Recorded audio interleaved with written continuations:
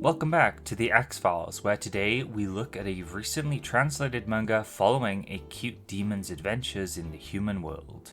Let's boot up this file. Full name: Poro no Ryugaku Ki, or Demon Prince Poro's Diaries, also known as Poro's Foreign Exchange Records. Created by Hitsuji Gondaira. Start date February 20th, 2017. End date June 19th, 2017. Total chapters 17, compiled into 2 volumes. Hitsuji Gondaira's manga journey would begin in 2011, where he'd receive an Honorable Mention Award for his one-shot Aegis in the 43rd Jump Treasure Newcomer Manga Awards. This one-shot seemed to follow a group of angels, or storks, who deliver orphaned newborns across the world to childless families, with Gondaira's art being very cute and blobby. The human drama elements, as well as a dash of supernatural creatures, will become a hallmark of his works over time. I also want to point out, just based on some of the artwork here, I feel as though Gondaira was initially heavily inspired by One Piece. The expressions characters make, the way punches feel, it has that DNA. Since Aegis was met with some success, Gondaira would spend his free time while attending university creating rough drafts of his next one-shots. Initially intent on becoming an oceanographer, as Gondaira is a big fan of animals, especially sea creatures. Through an interview with Hokkaido University, which he attended prior to becoming a mangaka, he mentions that his favorite manga got him to study there, Dobutsu no Oshishan, or Mr. Veterinarian. I'll leave a link to the interview down below, though keep in mind it is in Japanese. While he concentrated hard on his research, manga always remained by his side, and he'd pen several one-shots while being an undergraduate student. In the same year as Aegis, we would see Chaco's Jailbreak Theory, published in Jump Next's summer issue of 2011, which followed the titular character breaking out of prison over and over to show that anything is possible in the dystopian world they live in. A year later, in Jump Next's spring issue of 2012, another one-shot, The Clockwork Father, would be published, which sees Gondaira tackle another dystopian world where science and religion clash in a setting where science is being suppressed. It featured a mechanical or cyborg priest and seemed to tackle the morality behind how far we take specific scientific or technological developments. Moving on to 2013, from here on out Gondaira's one-shots would move to Weekly Shonen Jump with issue 12 featuring Kokuriya, which involves students messing around with and possibly being possessed by a fox spirit. 2014 then saw Gondaira graduate from university, where they would spend a few months helping research seaweed, only to then serialize one final one-shot a year later in 2015, being part of the 10th Golden Future Cup. The Golden Future Cup, or GFC, being a usually annual manga competition held by Jump to promote rookie mangaka, with the winner usually getting to serialize a manga within the magazine. Their entry would be Genjui Toteku, a story about a supernatural doctor who tends to various mythical creatures and beasts. This is one you can actually read in English, and I'd recommend it if you're a fan of Gondaira's work. It clearly shows how imaginative he is with all his creature designs, and the concept of following a specialized doctor shows how much his scientific background from university can come into play when writing a series. It would also win that year's Golden Future Cup, which led him to get a serialization within the magazine. The manga we're here to cover today, in fact. Hopefully, through running through Gondaira's history as a mangaka, you can see just how hard he's worked, releasing his first one-shot at age 19 and releasing several more while also diligently studying as a university student. But now, with a lot more experience under his belt and the time necessary to work on a full-time series, Gondaira would debut Demon Prince Poro's Diaries in issue 12 of 2017, so let's see what that's all about. Enter Poro Kurakami, the newest transfer student of Tenchi High's Class 2C. He, as you can see, isn't like the other students, being the prince of the demon world, a land filled with countless dangerous demons who only live by one rule: whoever's strongest dominates, which has led to a culture of putting strength first and foremost. This manifests itself in power rankings, and every demon we see throughout the series has one, which I think is a pretty cute little gag. Poro is tired of all of this fighting though, having no interest in it. He instead merely defends himself while indulging in his favourite pastime whenever he has a free second, which is him learning about the human realm. Poro is obsessed with the human realm, Japan especially, with him being a bit of an otaku, having a figure of various Jump characters like Luffy, Goku, Naruto and Gon in his room. It's a cute intro that I feel most people reading will enjoy. If you're reading some obscure Shonen Jump manga that got cancelled, chances are you 1. Like manga and by extension Japanese media and culture to a certain extent, and 2. You like Shonen Jump. So Poro whipping out some issues to read is something that instantly got me endeared to him. His enthusiasm for learning about humans is also quite infectious. He's chirpy, kind, and just wants to know more, so it's easy to root for him. His introduction to his new class is also great, seeing him be super nervous beforehand, before opening the door way too hard, leading to him busting open the wall as well. Poro's comedy is another thing I can't help but gush over, with there being a lot of neat physical slapstick gags like with the door. And Gondaira's expression game is on point, with most chapters having a panel that is internet reaction worthy. The early chapters establish quite a few things. Almost instantly, Poro befriends Yuta Hitoyoshi, an energetic kid who helps him get acquainted with his new home. There's a really neat joke when they become friends that references Fist of the North Star, and I wish Poro dipped into Jump references more, since it's essentially comedy made for me. Seeing Poro hang out with Yuta, get into brawls, and sing karaoke is really sweet. A core facet of the series is this slice of life element, Poro learning about the human world. Initially, this comes from a place of curiosity and self-satisfaction, but it's enrolled into this bigger idea of Poro learning about humanity, so when he returns to the demon world in a year, he can apply all that he's learned to enable change. It gives us a long-term goal, a stopping point potentially, and further adds to Poro's good nature. Things aren't always slice of life and slapstick though, as other demons follow Poro into the human world. In some cases they interfere with his friends, which more often than not leads to Poro doming any demon who dare lay a finger on them. Angry Poro is a sight to see, and throughout the series whenever there's conflict involving him, you get some absolutely sick illustration by Gondaira that shows Poro's threatening side. There is at least one demon who follows Poro to the human realm, which doesn't lead to immediate combat though.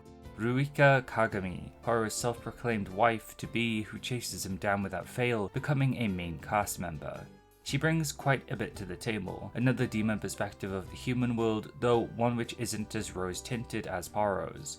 Romance elements also follow her, which start out as comedic, her wanting to breed with Poro since demons have no concept of courtship or love essentially, though her arc involves learning how to love Poro earnestly, and by its end she becomes quite likable, I think. At this point, we've had our little introduction and gone through some episodic shenanigans introducing some new characters. This for the longest time was all you could read in English, as only the first 3 chapters had been translated. These were done by Kinami Watabe on translation, James Gobatz on lettering, and Alexis Kirsch on editing.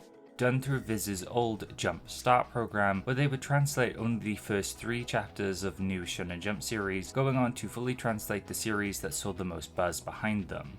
Eventually, we would get a full simul release of chapters for every single manga in Jump, but this period in 2017 saw quite a few series receive an incomplete translation like Poro. Fast forward to current day, and every single chapter of Poro has been translated thanks to Gomez Scans, a group who are going back to many of these older Jump series and finishing off translations that were left incomplete.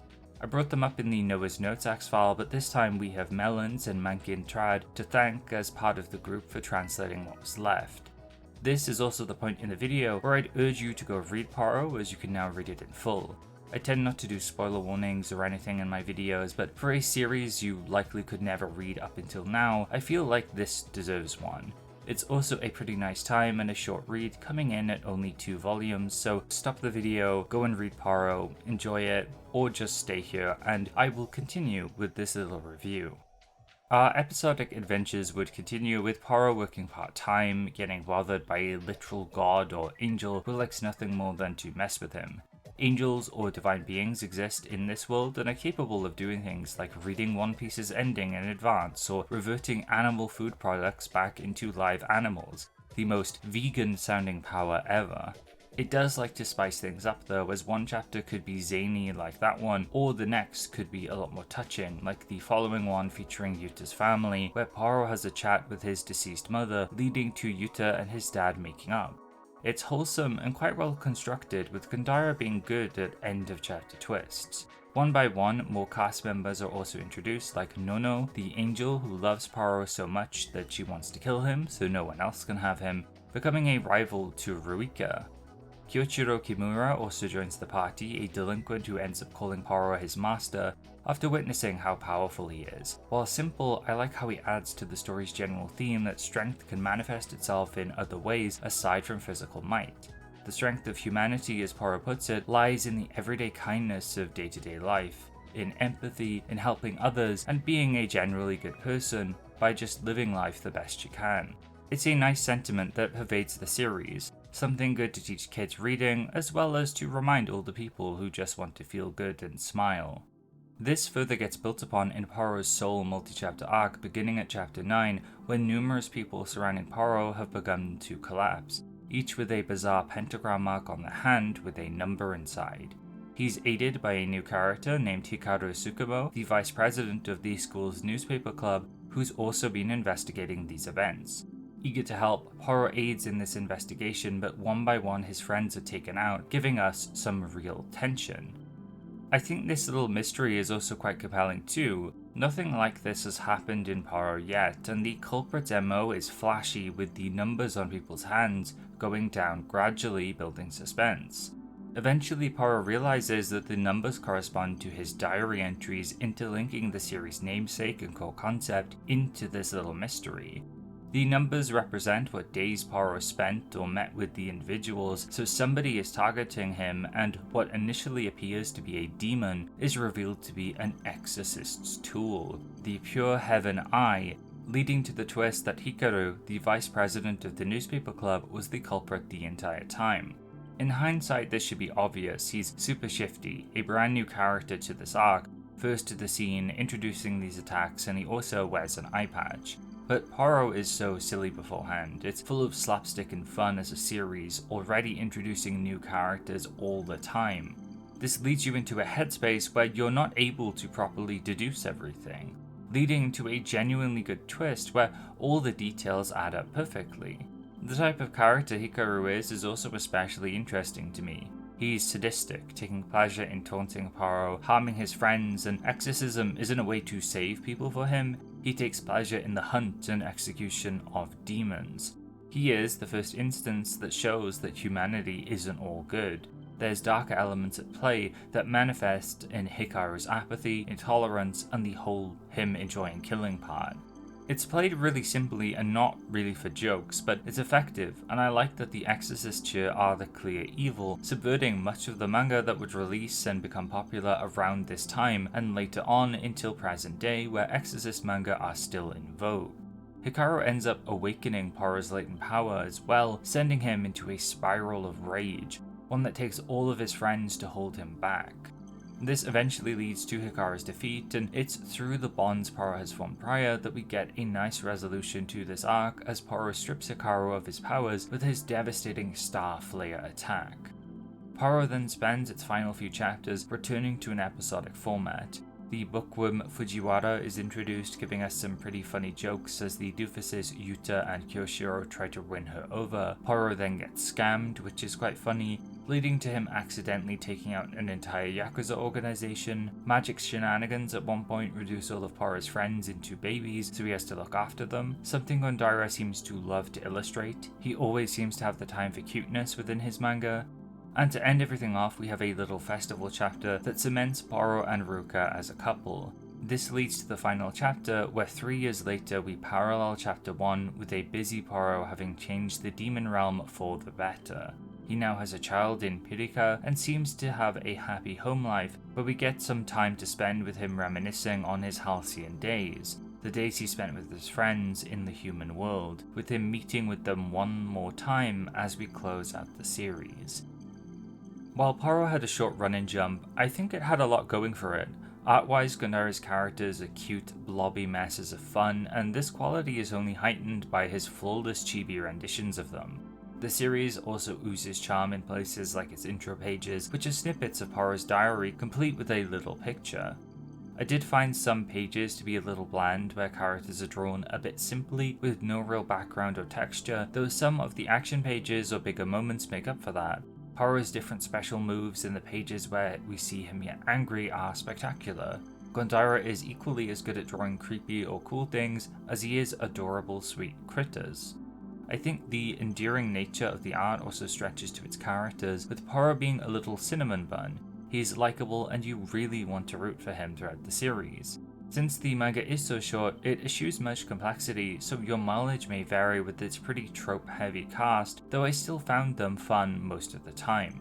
As for the series' writing, I was pleasantly surprised at points. Sometimes I'd find myself not really vibing with a chapter, only to read more and find the plot growing on me. They're very well constructed short episodes, often with a neat little twist, strong examples being the chapter with Yuta's parents and the eventual reveal with Hikaru during the Exorcist arc.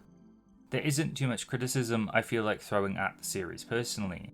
I did find it overused the same plot structure a bit too much, with a few chapters having Poro rescue a friend and beating the enemy in a single attack. A little repetitive, but this could be fixed with time. There are also little plot hooks that never really manifest or get addressed due to its cancellation, which is fine, though I do feel like they could have grown into something bigger. Poro's father being the Demon King is an obvious one, with the series flirting with ideas of fatherhood throughout. We have the chapter with Yuta's dad, which could have led to a neat parallel between him and Poro. Also, Poro later becoming a father with Pirika is prime material if we wanted to explore this idea of fatherhood further, giving him perspective if he were ever to confront or talk to his father as a sort of final antagonist. Thus far, my discussion of the series has been largely positive, so why exactly do I think this series was cancelled? In the second volume of the manga, Gondaira laments at his lack of ability, though I don't really think this is the case. He, like everyone, has room to grow, but I think his art, storytelling ability, and his general ideas are more than fit for Jump. As has been the case for a few of these X-Files recently, I have to yet again bring up the dreaded 6 batch of 2017. Jump was in an odd period at this time, having seen numerous high-profile series end within the last year, so in order to reinvigorate the magazine, 6 new series were started pretty much back to back, this being unheard of, with the magazine usually only putting out 4 at once max. I have covered a few of these series in past X-Files, and ultimately, I think this batch of 6 can be split into 3 pairs. The successors, Dr. Stone and We Never Learn, manga that went on long fruitful runs. The veterans, Robot X Laserbeam by Tadatoshi Fujimaki and Hungry Marie by Ryuhei Tamura, 2 series which lasted a little longer, likely due to the people behind them, though they did not see long-term serialization. And then we have the Axe pair of U19 and Poro. With 6 new series and knowing how Jump operates, it's inevitable that some of them will be cancelled. It would be a miracle otherwise, and with 2 finding quick successes and the other 2 being backed by veteran authors, there were 2 series that were targets for quick and easy cancellation. Poro, genre-wise, would have also had to go up against many other gag or romance slice-of-life hybrid manga at the time. We Never Learned and Hungry Marie from the same batch fit this similar vibe. Spring Weapon No. 1, Psyche K, and even Unit of the Haunted Hot Springs existed too, which had some level of comedy or romance, which put Poro in the same field as them. Looking at these series, I feel Poro doesn't quite stand out, and at least to me, it seems Jump used it to bulk out the 6 batch while also giving Gondaira a shot to develop their skills in the ring of weekly serialization, not fully confident that Poro would ever become a hit series. But those are just my thoughts on the series, as well as why it may have been cut short. As always, I've asked the friendly folk over on the X-Files Discord to provide me with their thoughts so we can expand our horizons a little.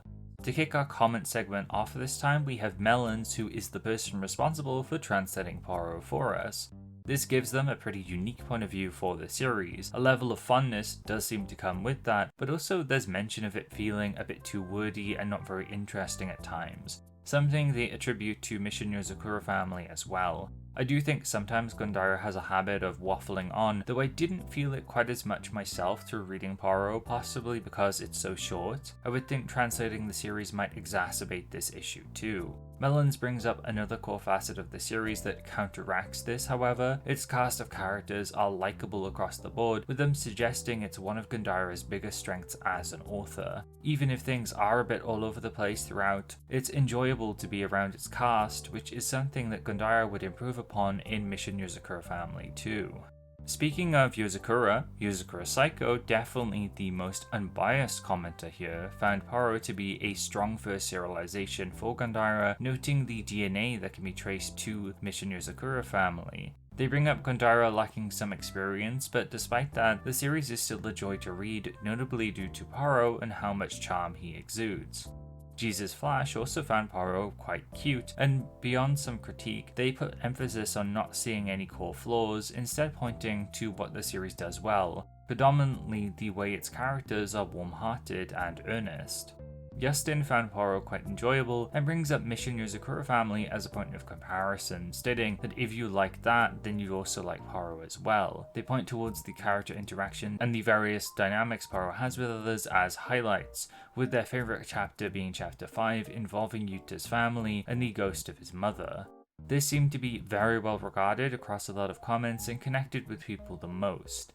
This earnestness, coupled with a focus on family, is often noted to be a positive quality of Yozakura family too. It's the glue that holds Gondaira's work together, and it's nice that we got to see some of it here. Gondaira's development was brought up throughout many reviews, often alongside praise of his positive qualities as a writer. You can see this with Red Ranger Wire noting Gondaira's great characterization and artwork, Wild Heart Razorfangs pointing out the zany sincerity, exaggerated gimmicks, and the grounded family aspects as positives. Kinky also made comparisons to Yozakura, pointing to Poro as a good step in Gondaira's growth.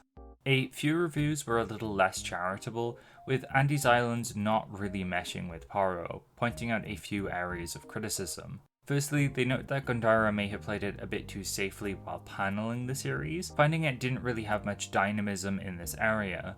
Layouts were simple, with there being few double-page spreads or opportunities where characters take up space on the page through breaking panel boundaries. Alongside this is the core critique of Poro's lack of main hook or a driving idea that keeps you reading.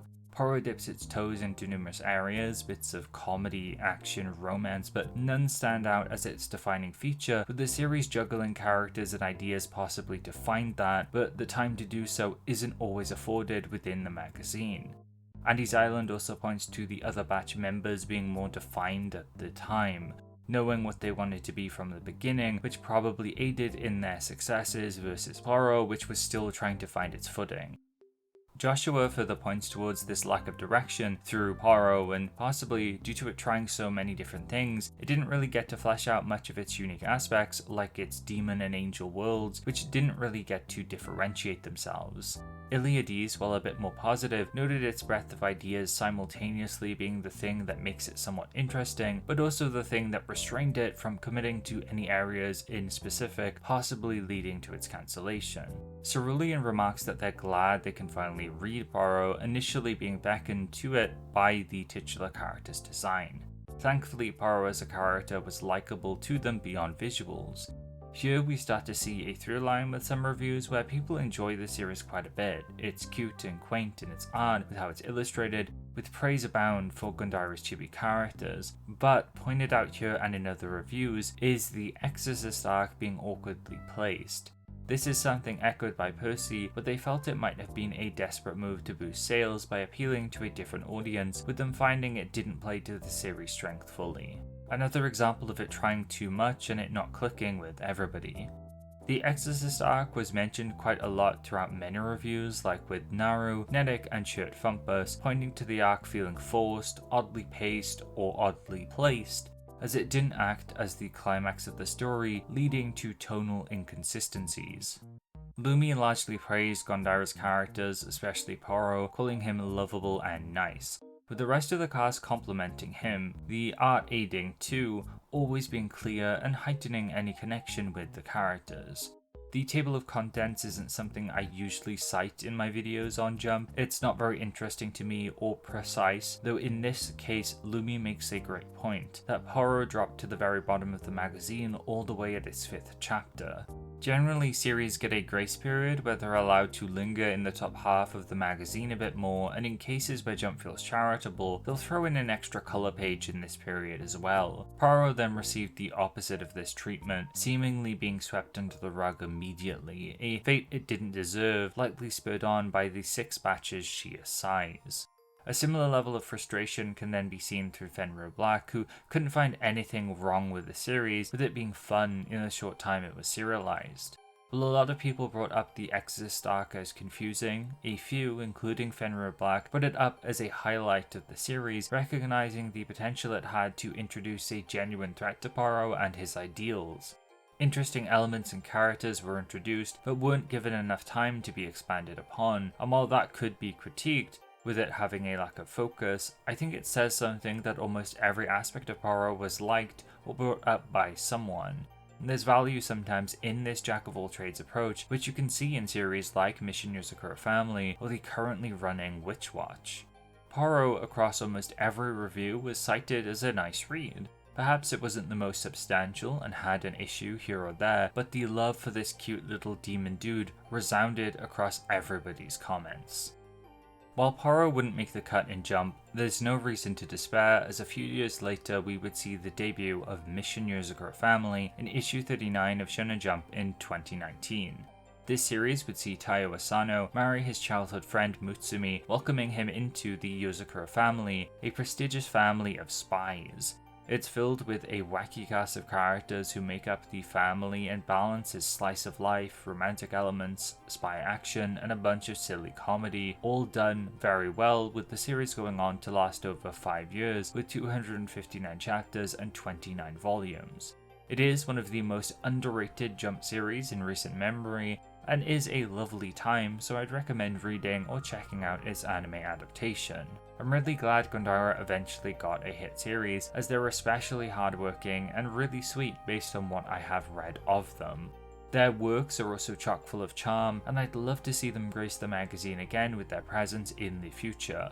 Hopefully with something a little weirder, because there are glimpses throughout Gondaira's manga of him being an absolute freak. We haven't heard much of anything from him since Yozakura Family's conclusion in early 2025, but it's not uncommon for mangaka to take breaks, and perhaps Gondaira is working on their next project as we speak, or has returned to their first love, the sea and all its fantastical creatures. And that brings this X-File on Poro to a close. Again, I'd urge you to read the series, as it has only recently been translated this year, but if you have read it, let me know your thoughts down in the comments below. Did you enjoy? Are you a fan of Yozakura Family and see the DNA in Poro? Also, I'd encourage thanking the people translating these works, allowing us to read all the Jump manga that have laid dormant for so long. If you've enjoyed me talking about Poro, please like, subscribe, ring the bell, share the video, the usual things that help, although I think reading the manga itself is something I'd encourage the most. I also have plenty of other videos like this one covering older cancelled manga from Weekly Shonen Jump that you could watch, with me bringing up prior X-Files on Hungry Marie and U19 throughout the video, two manga that debuted alongside Poro in the 6th batch. If older Jump manga is more your thing, I also have a series of videos where I run through Shonen Jump's history year by year, looking at all the big debuts as well as ACT series you've likely never even heard of. Videos stretch back to the magazine's debut in 1968, with me currently covering the end of the 90s for Shonen Jump, where One Piece, Naruto, and Hunter x Hunter made their debut. One final thing, I want to send a big thank you out to all of my patrons who without I wouldn't be able to make these videos on all of these old Jump manga. If you'd like to support me in this way, it's greatly appreciated, and to give back to patrons, they get access to a whole host of bonus videos where I talk about some of the newest manga to debut in Shonen Jump, as well as getting access to polls where they can suggest and vote on what cancelled manga I cover next. You can join the Patreon for as little as $1 a month, with the only difference between the tiers being that anyone who donates $3 or more gets a unique little doodle to accompany their name in the credits of all of my videos, like the following big-hearted people. Thank you. Trinity, Jade, Kaizoku Gairu, Soroquil Zero, Holly the Apothecary, Mayu, It's Fako, Yellowtail, Lay Sloggett, Chris P. Bacon, Cho Henshin, Full Metal, Unquestionable, Yozakura Psycho, Wurzel, Violent, Cactus, Joni, City Name E, Vino Burrito, Caffeine Dad, Cryonaut, Crash, 41IZ, Hong, Jamie Reynolds, Manu, Poke Emblem, James Miller, Jopa Monkey, Just a Virus, Star Sphinx, PK Broly, Fenrir Black, Elijah Espinoza, Neo Humanoid, Mark Nielsen, Electropirate, Jay Vasso, Three Frogs in a Trenchcoat, Sir Flash, Gay Shark, Slimy Okra, Giddista, Wavy Sky, TG Talks Manga, John Jerry 722, Andrew, Xenomat, Missile, Tara Elizabeth, Stratomega 13, Dennis Tambik,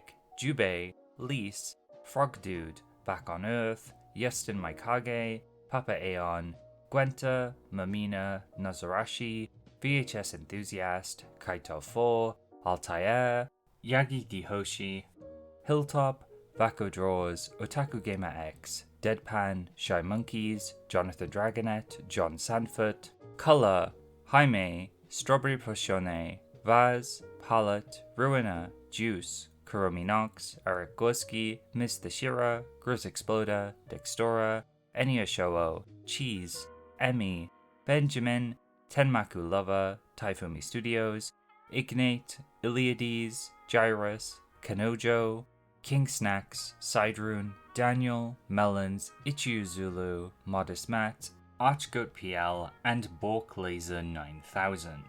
Thank you all so much for being patrons, and as always, thank you so much for watching. Remember to be kind and take care.